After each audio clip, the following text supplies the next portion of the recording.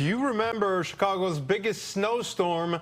This happened on this day 56 years ago, way back in 1967. The city was buried under 23 inches of snow. Walking was impossible, and shoveling became deadly, with 60 deaths blamed on the storm.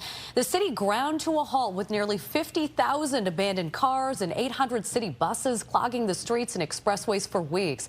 All trains were stopped at O'Hare and Midway, and giant snowdrifts covered the planes and runways.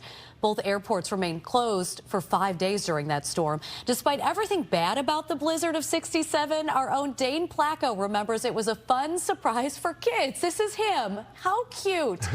Home movies from Arlington Heights, where he grew up sledding and building snowmen in tunnels. And Corey McFerrin also shared this photo with us next to a snow igloo that he built after the storm. Well engineered by a young Corey McFerrin. You can see the tunnel very intact.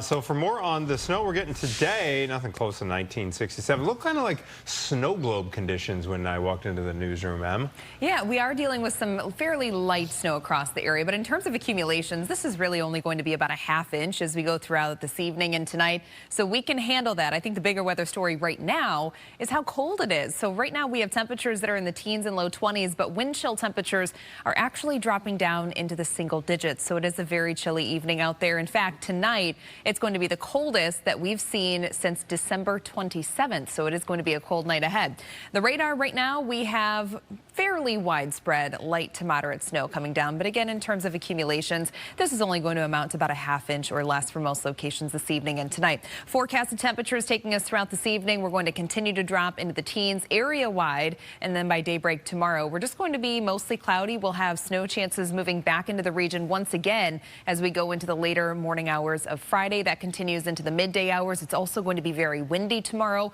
We'll have southwesterly winds gusting as high as about 35 miles per hour. So you combine that with some snow, and we could be dealing with reduced visibilities just in time for that evening commute. So be careful of that tomorrow. For tonight, 17 degrees for the overnight low. We will have those scattered snow showers. The 7-day forecast tomorrow, 35.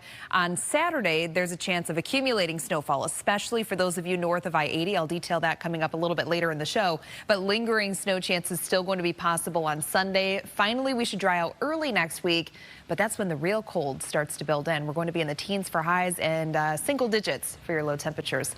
Natalie and Anthony. All right.